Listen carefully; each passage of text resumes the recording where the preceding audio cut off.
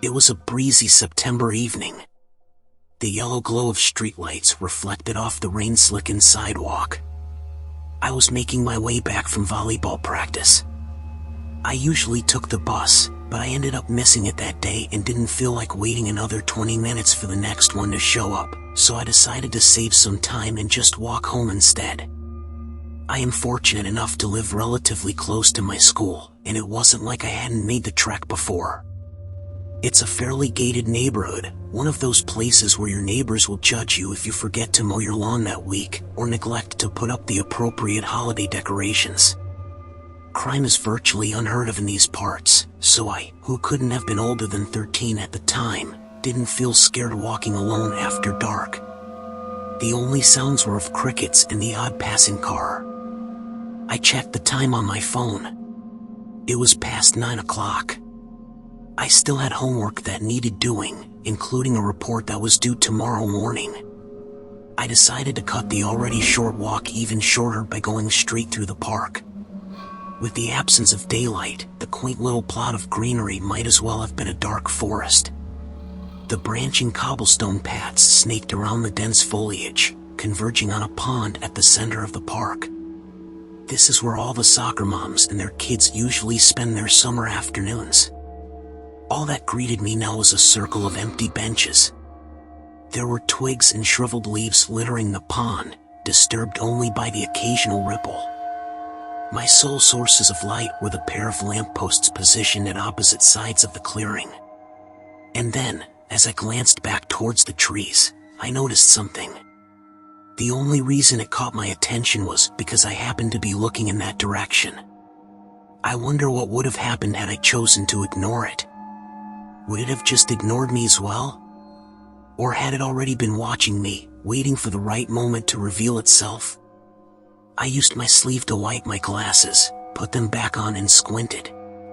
There was something round and pale suspended between two pine trees. It didn't seem to be connected to anything, like a white in the middle of a black canvas. I stepped closer in an effort to get a better look. My heart sank to my stomach. Staring back at me was a face. I jumped back with a yelp. It, on the other hand, didn't even flinch, just kept observing me with its wide, glassy, doll-like eyes. Its lips were curved into a porcelain smile, its complexion so deathly pale that it looked artificial, almost like a mannequin's. I wanted to run, to get as much distance between me and that thing as physically possible, but my legs refused to budge. I wasn't paralyzed with fear, no. It was doing something to me, something I couldn't see.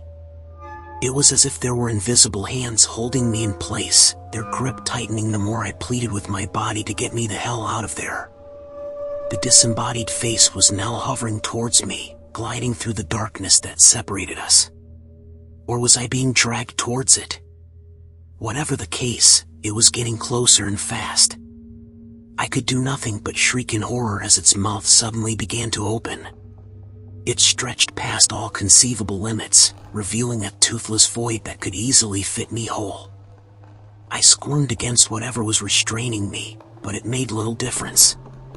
I could see it in its eyes, the satisfaction, the hunger, as its black maw drew closer and closer. I've never been a particularly religious person, but someone or something must have been looking out for me that night. What happened next was nothing short of a miracle. Just as I had all but surrendered to my fate, I was suddenly yanked back by the waistband of my sweatpants. A large and hairy shadow jumped in front of me, shielding me from the pale apparition's impending approach. Judging by the collar around its neck and the leash it dragged behind, it appeared to be someone's dog. Still in shock, I could only sit there and watch as it faced off against the thing in the woods. Its guttural barks reverberated throughout the park. The owner, an older woman in her 50s, came running not long after. She proceeded to try and help me up while apologizing profusely, immediately assuming that it was her dog that had attacked me. I shook my head and attempted to explain, although I doubt that anything that came out of my mouth sounded even remotely coherent. By the time I managed to formulate a full sentence, the face had disappeared. Only empty darkness occupied the space where it once had been. The most terrifying part? I never found out what that thing actually was. A ghost? A monster? A product of a schizophrenic episode?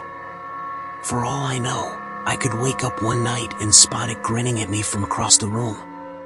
It's been a whole decade since then and, thankfully, nothing like that has ever happened, but I doubt that the paranoia will ever truly go away.